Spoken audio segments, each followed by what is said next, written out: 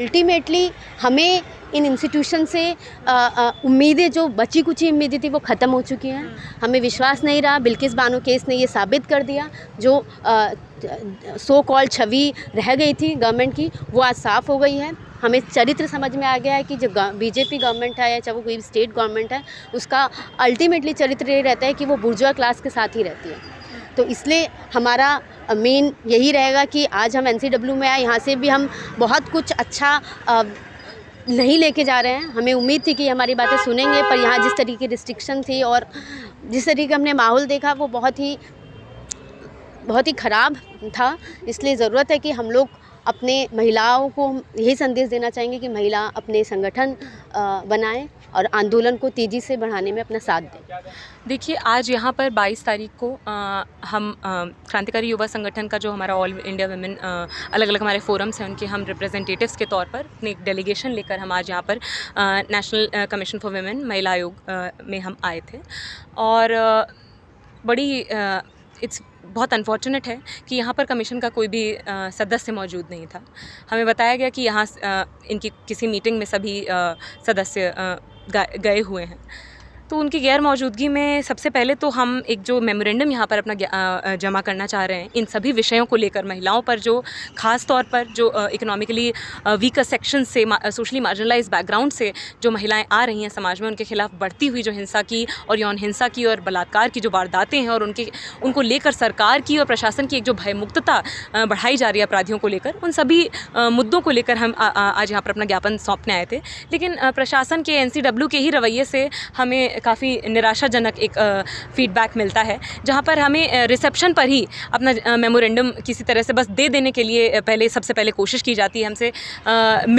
मिलना किसी authorise person से हमें कांटेक्ट कराना तो दूर की बात है, पहले पूरी कोशिश ये की जाती है कि किसी तरीके से बस जत्थे को वापस भेज दिया जाए बिना किसी भी बात को आगे बढ़ाए। तो ये तो कमीशन का बात किसी से नहीं हो पाया, हुई हमारे दबाव में, क्योंकि हम उनके लिए उन्होंने कोशिश पूरी की, पर हम सभी यहाँ पर कार्यकर्ता के तौर पर, महिलाओं के तौर पर, जागरूक महिलाओं के तौर पर, महिला संगठन के और प्रतिनिधियों के तौर पर हमने अपनी मांगों को रखा, अपने कंसर्न्स को रखा, बहुत सारी महिलाओं के कंसर्न्स को रखा, और इसके दबाव में हमारी बात सुननी पड़ी और अपना मेमोरेंडम जमा करके आए हैं। देखिए, आज हमने देखा है, चाहे वो बिल्किस बानो के केस का जो वर्डिक्ट आया गुजरात सरकार द्वारा, चाहे वो हो, चाहे यूपी में, गुजरात में, पंजाब में, देश के अलग अलग हिस्सों में, राजस्थान में बढ़ती हुई जो महिलाओं के साथ, और महिलाओं में खासकर जो दलित परिवारों से, आदिवासी समुदाय से, गरीब परिवारों से, अल्पसंख्यक समुदाय से जो महिलाएं आ रही हैं, उनके खिलाफ बढ़ती हुई जो उनकी वारदातें हैं, और उनको लेकर सरकार का और प्रशासन का और न्यायपालिका का जो एक क्या कहेंगे हम, नज़रअंदाज करने वाला सिर्फ रवैया नहीं, अपराधियों के साथ खड़ा दिखने वाला जो आज एक नया चेहरा उभरता हुआ आ रहा है, वो हमारे देश के महिलाओं के लिए एक बहुत नाउम्मीदी की एक रास्ते को साफ करता है, जो बहुत बड़ा सवालिया निशान है कि इस देश में कहने को तो 75 साल आज़ादी के अमृत महोत्सव के मनाए जा रहे हैं, लेकिन बिल्किस बानो जैसी करोड़ों महिलाएं आज किस मुंह से कहें कि हम गर्व से कह सकते हैं हम भारतीय हैं। आप अभी कुछ दिन पहले की वारदात है, ये पंजाब में मोगा डिस्ट्रिक्ट में एक 18 साल की दलित एथलीट, उसका 3 माइनर्स द्वारा रेप किया जाता है, उसको धक्का दे दिया जाता है छत से, उसको इरिपेरेबल डैमेज पहुंचता है, और उसके बाद अथॉरिटीज़ का कंसर्न ये रहता है कि आप SC/ST एक्ट तक लगाने को तैयार नहीं है, FIR तक दर्ज करने के लिए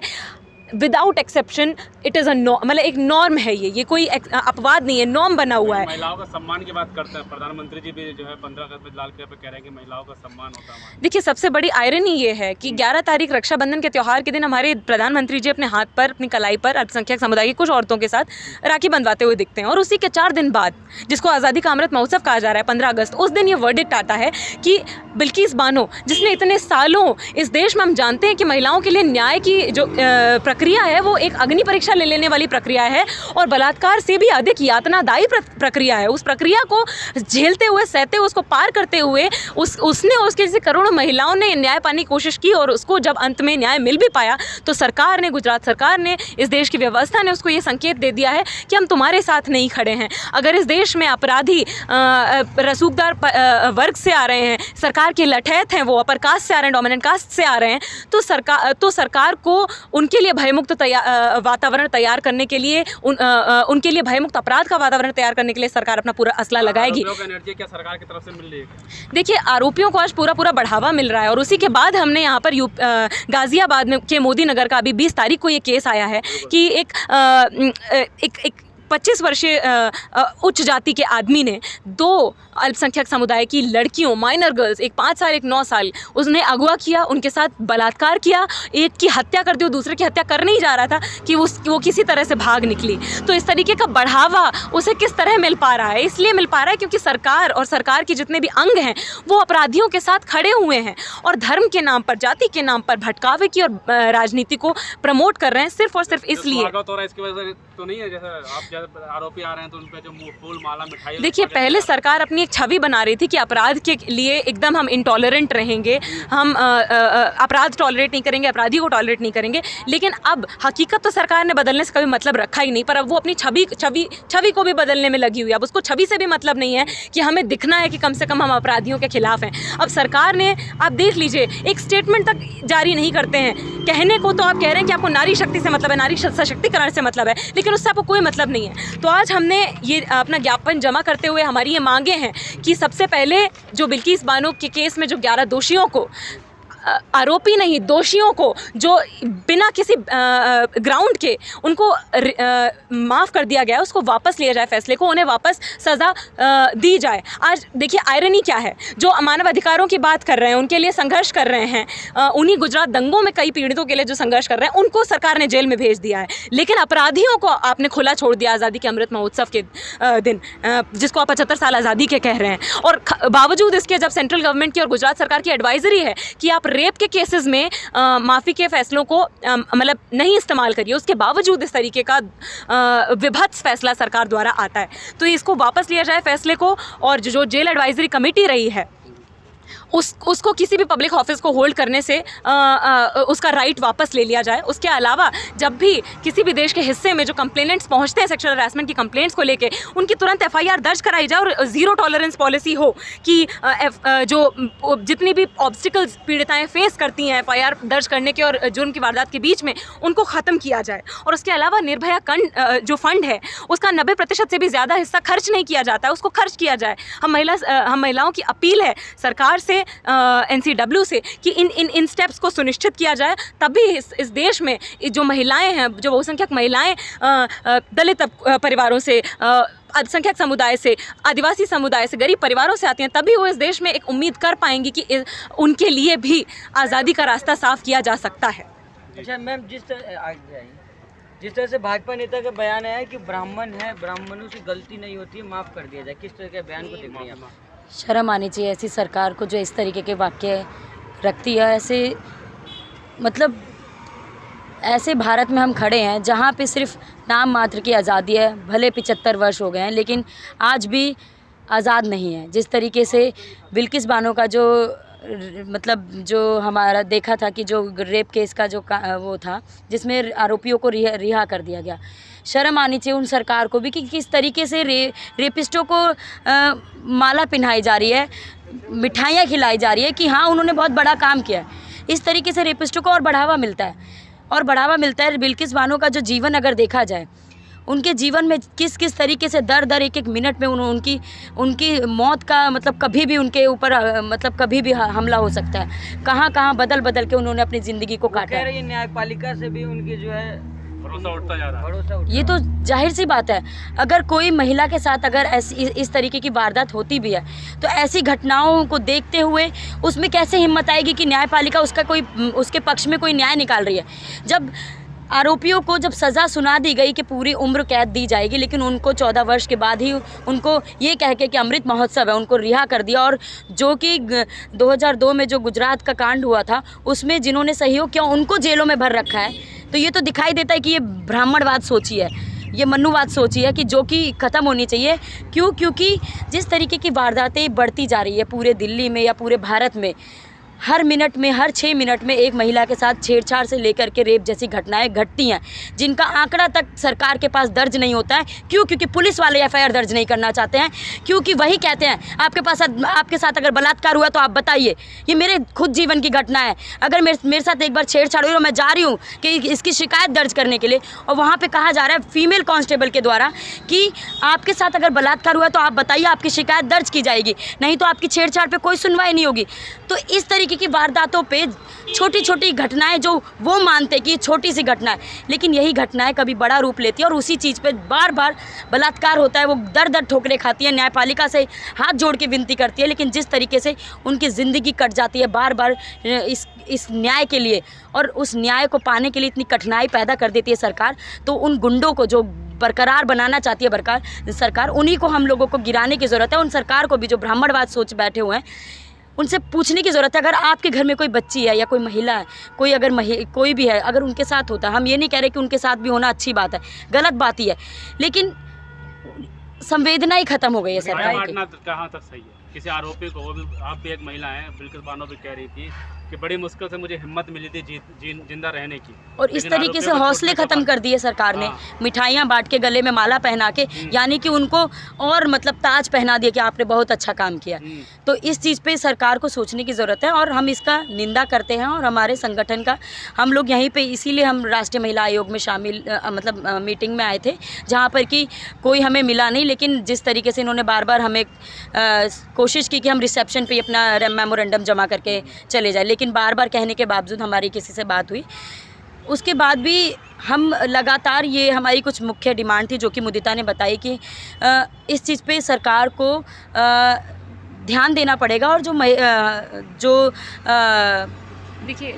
जो हमारा वो था, क्या कहते हैं, डिमांड्स के अलावा हम यहाँ से ये बात कहना चाहेंगे कि आने वाले समय में देश के अलग अलग हिस्सों में जो महिलाओं के, आदिवासियों के, दलितों के, गरीबों के, अल्पसंख्यकों के जो आंदोलन है, उन्हें मिलाकर हम एक साथ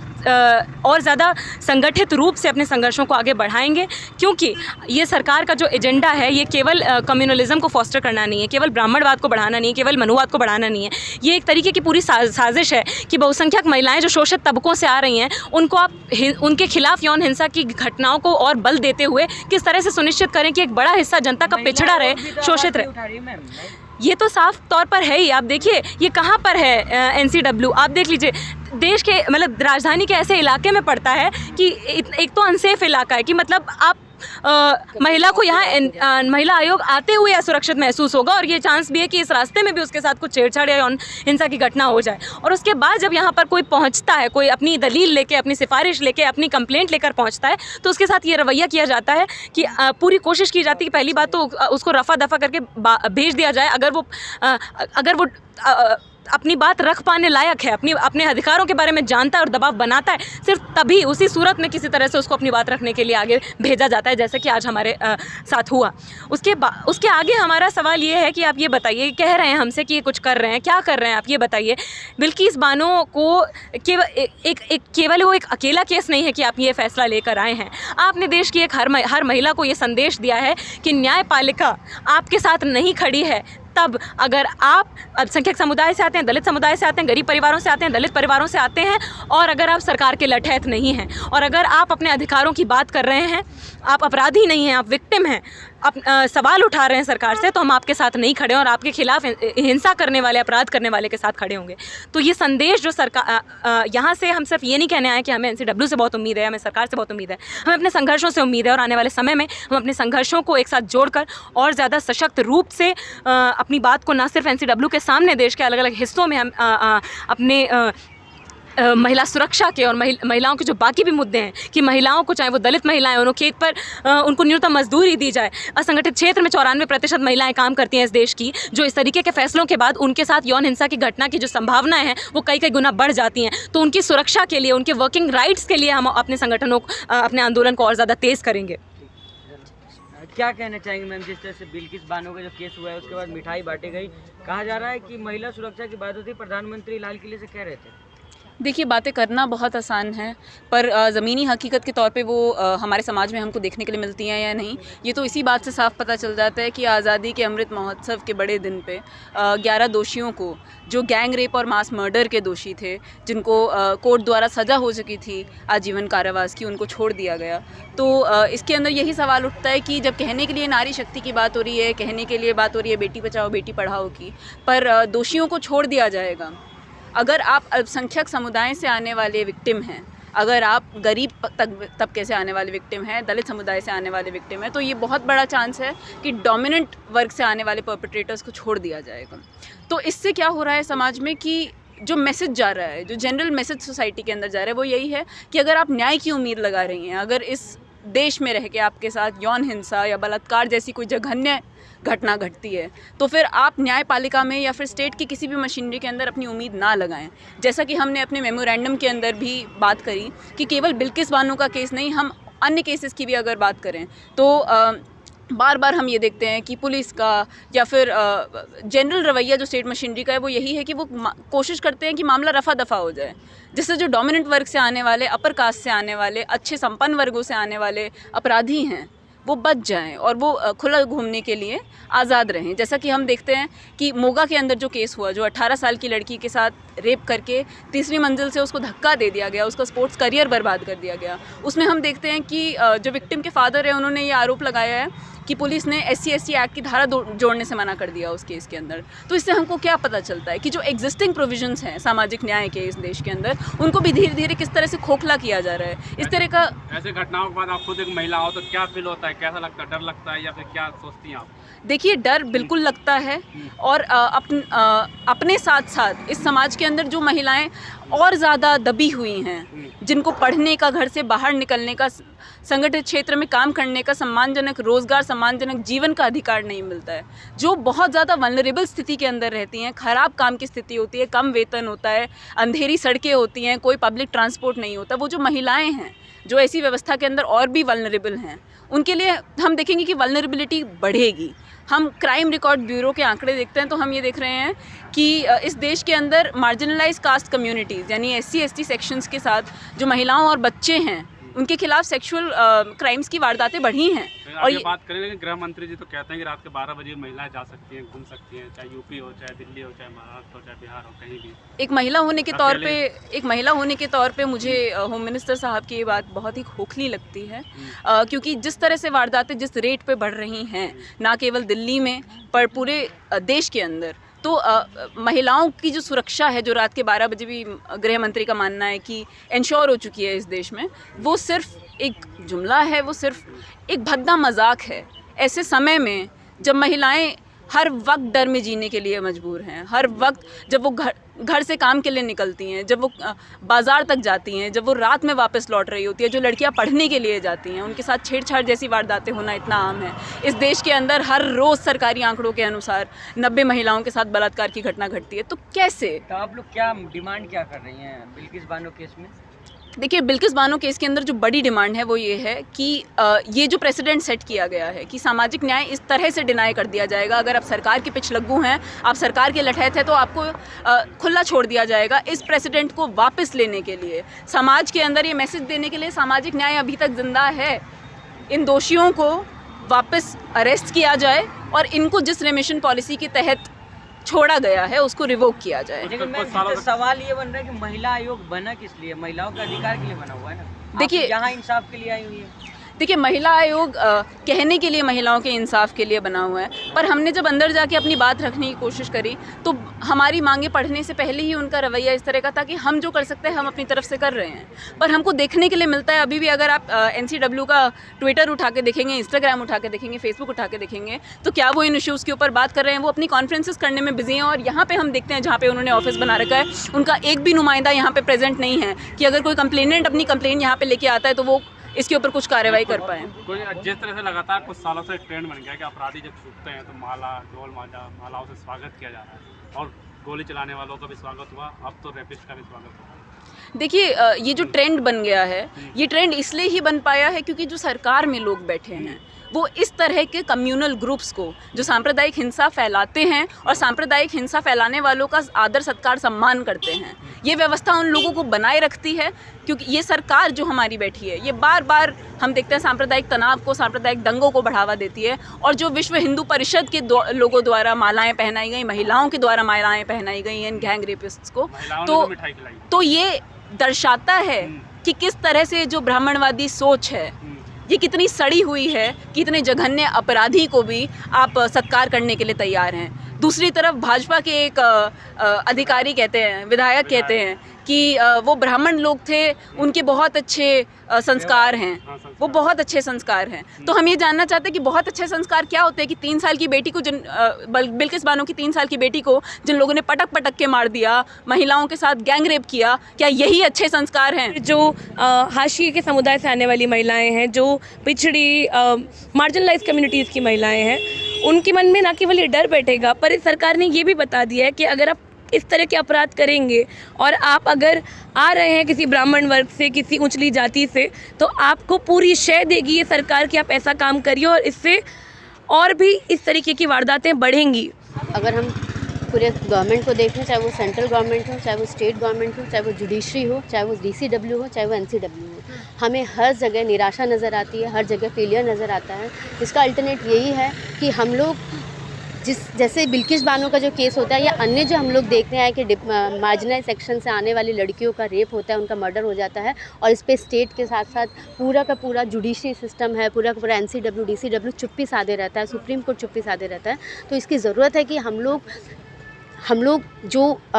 लगातार जो अत्याचार बढ़ रहा है महिलाओं पे, उसके खिलाफ एकजुट हों, मास लेवल पे कैंपेन करें, और जो सबसे ज़्यादा महिलाएं पीड़ित हैं, जो शोषित वर्ग से हैं, जो लोअर क्लास बैकग्राउंड से आती हैं, उनके बीच में एक आंदोलन खड़ा करें, एक कैंपेन शुरू करें। क्योंकि अल्टीमेटली हमें इन इंस्टीट्यूशन से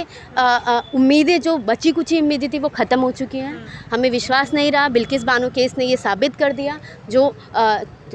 सो कॉल्ड छवि रह गई थी गवर्नमेंट की, वो आज साफ़ हो गई है। हमें चरित्र समझ में आ गया है कि जो BJP गवर्नमेंट है या चाहे वो कोई स्टेट गवर्नमेंट है, उसका अल्टीमेटली चरित्र ये रहता है कि वो बुर्जुआ क्लास के साथ ही रहती है।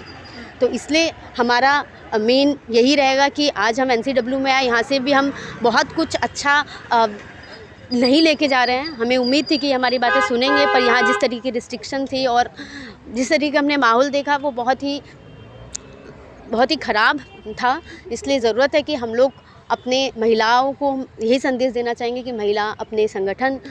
बनाएं और आंदोलन को तेज़ी से बढ़ाने में अपना साथ दें। क्या नाम होगा आपका? मेरा नाम सुगंधा है। सुगंधा, किस तरह से आप लोग इस तरह से शांतिपूर्ण प्रदर्शन या शांतिपूर्ण इस तरह से मेमोरेंडम आप लोग आए दिन सौंपते रहते हैं प्रशासन के, जो भी आपको मतलब अपराध देखने को मिलते हैं, किस तरह से आप लोग ये करते रहेंगे? और ये प्रशासन करता क्या है? क्या सफल होते हैं ये लोग आपकी मांगों को पूरा करने में? देखिए, अभी तक ऐसा नहीं है कि कोई भी मतलब सुनी गई हो मांगे।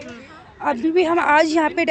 NCW में आए थे, माफ़ कीजिएगा, वहाँ पे भी जब हम लोग अंदर गए हैं, पहले ये लोग बोले कि सिर्फ 2 लोग आइए, अपना मेमोरेंडम दीजिए और चले जाइए, या फिर इससे पहले बोला गया कि रिसेप्शन पे आप सबमिट कर दीजिए। मीन्स यहीं पे हमें देखने के लिए मिल रहा है कितने असंवेदनशील हैं ये लोग इन घटनाओं को लेकर के। मतलब भारत में अलग अलग माइनॉरिटी में, दलित वर्ग में महिलाओं के साथ जो यौन शोषण, उत्पीड़न जैसी घटनाएं हो रही हैं, उनको लेके ये कितने इनसेंसिटिव हैं, असंवेदनशील हैं कि मतलब जब हमने दबाव डाला तब इन्होंने कहा कि आप 2 लोग जा सकते हैं, फिर उनको भी मना किया। फिर जब इनको लगा कि हाँ, हम लोग अपने अवेयर हैं अपने राइट्स के लिए, हम लोग जानते कहाँ पे कैसे क्या बात रखनी है, तो यहाँ पे इन्होंने आगे अंदर जाने दिया। लेकिन इसके बाद भी मैं ये सवाल मेरे मन में भी उठता है और तमाम औरतों के मन में भी उठेगा इसके बाद कि क्या जो लोग अनअवेयर नहीं है, जो अनअवेयर है, जो अवेयर नहीं है, जो बोल पाती हैं, जो मतलब बहुत शोषित हैं, वो लोग यहाँ पे उठ के आ रही हैं। एक तो ऐसा एरिया है यहाँ पे अनसेफ, और वो ऊपर से हिम्मत करके वो यहाँ तक भी पहुँच पा रही है, लेकिन उनको इतनी जानकारी नहीं है कि वहाँ पे कैसे बात रखी जाएगी, कहाँ बात रखी जाएगी। उनको ये गाइड करने के बजाय ये कह रहे हैं कि आप यहीं छोड़ के चले जाइए। दूसरा, यहाँ पे जब बिल्किस बानो केस में जब गुजरात के और हत्याकांड के जो आरोपी थे उनको छोड़ दिया गया है, मिठाइयाँ खिलाई जा रही हैं, फूल मालाएँ चढ़ाई जा रही हैं, पहनाई जा रही हैं, तो सीधी सी बात देखने को मिल रही है कि मतलब सरकार को पड़ी ही नहीं है। मनुस्मृति में एक बात कही गई थी कि औरत है उसको आप पैर के जूते के समान रखिए, उसको हमेशा पति की आदमी की सेवा करनी चाहिए। वही हम यहाँ पे देख रहे हैं कि एक मनुस्मृति वाला जो भारत का निर्माण है, वो मनुवादी भारत का निर्माण सरकार पूरी तरह सक्षम में आगे अग्रसर हो रही है करने के लिए और बिल्कुल सफलता पा रही है। सुगंधा, जैसा कि आपने कहा कि ये जगह, आशीष ये जगह आप दिखाइए ज़रा चारों तरफ घुमा करके कि ये एक महिला का जब अगर किसी तरह की छेड़छाड़ होती है, क्या वो यहाँ तक भी पहुँचने में सुरक्षित महसूस करेगी क्या? बिल्कुल सुरक्षित महसूस नहीं करेगी। आप देखिए पीछे कितनी सारी घासें हैं, ट्रक खड़े हुए, ट्रैक्टर्स खड़े हुए हैं, बिल्कुल सुनसान रोड है आगे तक। अगर महिला कभी भी पहुंच रही है तो आप वो कैसे यहाँ तक सुरक्षित पहुंच पाएगी? अगर किसी ने छेड़छाड़ कर भी दी, हो भी गई महिला के साथ, या किसी ने रेप कर दिया या किसी ने कुछ कर दिया, वो घास के पीछे डाल दिया, तो कौन जिम्मेवार होगा उसका? कौन जिम्मेदारी रहेगा? एनसीडब्ल्यू वैसे भी कोई संज्ञान नहीं लेता है। हम लोग डेलीगेशन लेके आते हैं, तमाम महिला डेलीगेशन लेके अपनी कंप्लेंट्स लेके आती हैं, उनकी सुनवाई नहीं करता, उनको नहीं सुनता है। तो वो अगर उसके आयोग के सामने किसी महिला के साथ कोई दुर्व्यवहार दुर्घटना हो जाती है तो उसका कौन संज्ञान लेगा? आप यहाँ पे चेक कीजिए, क्या यहाँ पे कई सीसीटीवी कैमरास लगे हुए हैं जिससे कि वो वहाँ पे रिकॉर्ड हो सके, प्रूफ बन सके? कोई सीसीटीवी कैमरास नहीं है, कुछ नहीं है। मतलब आए भगा है पीआरसी जीप पुलिस की आ जाती है वैन वो गश्त करने के लिए, लेकिन क्या 24 घंटे यहाँ पे पीआरसी वैन महिला आयोग है ना, ये क्या 24 घंटे कोई महिला पुलिस की वैन यहाँ पे खड़ी हुई है जिसमें सारे महिला अधिकारी हों? नहीं खड़ी हुई दिख रही है हमें, तो बिल्कुल बहुत अनसेफ एरिया है ये। वैसे तो हम आए दिन देखते हैं कि आप हर गलत नीति और हर गलत चीज़ों का आप विरोध करते हैं, KYS हमेशा से इस चीज़ में आगे रहता है, लेकिन ये जो अब देख रहे हैं आप बिल्किस बानो या जो भी महिलाओं की मांगों को लेकर आप यहाँ पहुँचे, ये क्या आपको जो भी अपराध हो रहे हैं इंडिया के अंदर, क्या ये ब्राह्मणवाद की वो है देन है या फिर मनुवाद की देन है या फिर इस प्रशासन की देन है जो इस देश में अभी सरकारें मौजूद चल रही हैं? ये देखिए, ये आज से नहीं चालू हुआ है कि ब्राह्मणवाद सिर्फ आज से है, ब्राह्मणवाद कई सदियों से है। हमारे देश में हम कहने को आज़ाद है कि 75 वर्ष हो गए, अमृत महोत्सव है। अमृत महोत्सव किसके लिए, ये भी एक सवाल है कि जो रेपिस्ट जिनको रिहा कर दिया गया, उनको लड्डू खिलाए गए, उनके माला पहनाई गई, उनके लिए हो सकता है अमृत महोत्सव। लेकिन वहीं अगर हम बिल्किस बानो की बात कहें कि उन्होंने अपनी आधी उम्र भाग भाग के ऐसे ही बिता दी कि वो बचती फिर रही है कि उनको कभी भी उनके ऊपर हमला हो सकता है, कभी भी उनकी जान जा सकती है। उनकी अगर बातों को, उनके पूरे जीवन को अगर देखा जाए, उसको महसूस किया जाए तो बहुत दर्दनाक उनके जीवन में घटना घटी हैं जिसको हो सकता है हम सुनते ही हमारे शरीर में पूरे रोंगटे खड़े हो जाए। जब वो प्रेग्नेंट थी, 5 महीने जब उनके पेट में बच्चा था, जब जो गुजरात में जो कांड हुआ था, उस कांड के दौरान उनके परिवार के 7 लोगों की हत्या कर दी गई और 10 से 11 लोगों के द्वारा बिल्किस बानो का रेप किया गया। और फिर भी जिस तरीके से वो न्याय के लिए एक आखिरी सांस के लिए वो जी रही हैं कि मुझे न्याय मिल जाए, और वो आखिरी सांस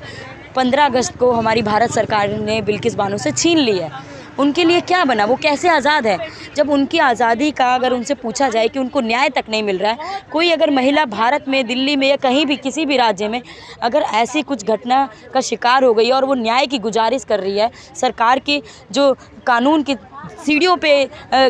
मतलब गुहार लगा रही है कि हमें न्याय दो, लेकिन उसके बाद उनके दर मतलब तारीख पे तारीख मिलती है, कभी FIR तक दर्ज नहीं होती है, कभी इससे उस पर टाल दिया जाता है, और उसके बावजूद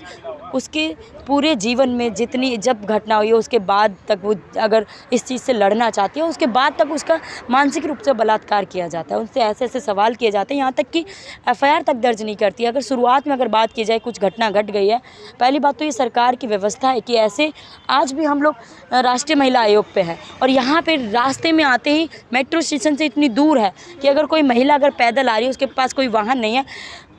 कभी ऐसा ना हो कि रात में उसको आना पड़ जाए या कभी भी कोई भी प्रॉब्लम हो गई है। पहली बात तो रात में दफ्तर ही बंद होते हैं, लेकिन यहाँ पे घर भी होंगे, आगे कहीं जाती भी होगी। मुद्दे को कैसे उठाया जा सकता है कि वुमेन कमीशन भी ऐसी जगह मौजूद है जहाँ पर एक पीड़ित महिला पहुँच नहीं सकती। दिल्ली के अलग अलग कोने से हम लोग यहाँ पे आई हैं और अलग अलग राज्यों से, भारत के अलग अलग राज्यों से महिलाएँ यहाँ पे इकट्ठे हुई हैं, और हमें पता चला कि दिल्ली के कोने पे जाकर के राष्ट्रीय महिला आयोग बना दिया गया कि अगर कोई चाहती भी होगी महिला कि हम शिकायत दर्ज करें, वो भी सोच लेगी कि भाई एक दिन मेरे साथ अगर कुछ घटना घट गई, ऐसा ऐसा क्यों नहीं चांस बन सकता कि ऐसी दर्द मतलब सुनसान जगह में उसके साथ दोबारा से कुछ छेड़छाड़ या यौन हिंसा हो जाए। तो इस तरीके की चीज़ों को सरकार को देखना पड़ेगा। दिल्ली जैसे शहर में जब ऐसी घटनाएं हर 6 महीने हर 6 मिनट में हो जाती है, तो बाकी राज्यों की अगर हम बात या आंकड़ों को देखें जो कि दर्ज तक नहीं होते, जो गांव देहात में खेतों तक ही रह जाते हैं, गांव देहात में जो हवलदार जो है जो वो ही ख़त्म कर देता है या पुलिस थाने में ही नहीं पहुंच पाते हैं, उन आंकड़ों की बात क्या ही की जाए। उन सब चीज़ों पे सरकार को देखना पड़ेगा और ऐसी असंवेदनशील सरकार को जगना पड़ेगा कि किस तरीके से वो रेपिस्टों को माला पहना रही है, लड्डू खिला रही है, जैसे कि उन्होंने बहुत बड़ा काम कर दिया है। और जिन्होंने जो गुजरात के जो कांड हुए थे उन्होंने सहयोग किया था, उनको जेल में बंद कर रखा है। तो ये मनुवादी सोच नहीं है तो इसको हम क्या कहेंगे, ये ब्राह्मणवादी सोच है, इसको ख़त्म करना पड़ेगा। हम भले अंग्रेज़ों से आज़ाद है लेकिन आज भारत में जो हमारे नेता है वो उनसे आज़ाद नहीं है। आज जो महिलाएं हैं वो आज़ाद नहीं है। हम कैसे कह दें कि भारत माता हम जय का नारा लगा दें, जब तक सभी जो माताएं हैं, बहनें हैं, वो किसी भी वर्ग की हो, किसी भी जाति को, किसी भी धर्म की हो, वो किसी भी परिवार की हो, चाहे वो दलित हो, चाहे वो वंचित परिवार से हो, चाहे वो आदिवासी हो, चाहे वो गरीब हो, चाहे वो बस्ती में रहने वाली हो, चाहे वो बड़े अफसर में काम करने वाली हो, उन सबको अगर न्याय नहीं मिलता, उन सबको अगर जीने का सम्मान नहीं मिलता, तब तक हम नहीं कह सकते कि हमें आज़ादी मिल चुकी है। तो इसीलिए आज हम यहाँ पे कुछ मुख्य मांगों के साथ राष्ट्रीय महिला आयोग पर मेमोरेंडम देने के लिए आए थे, कुछ प्रतिनिधि मंडल के तौर पे, कि यहाँ पे हम एक कॉमन मेमोरेंडम दे रहे हैं कि किसी भी रेप की जो घटनाएं होती हैं उस चीज़ पे सरकार का जो असंवेदनशील रवैया रहता है, उस चीज़ से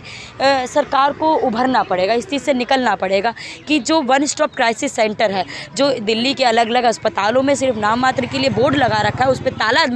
लगा हुआ मिलता है, उस चीज़ को ख़त्म करना पड़ेगा। और जो निर्भया फ़ंड है, जो 100% फ़ंड है, उसमें से 90% तो खर्च तक नहीं होता है, उस चीज़ को लगाया जाए। और जो अगर ऐसी घटनाएँ होती हैं उन चीज़ों पर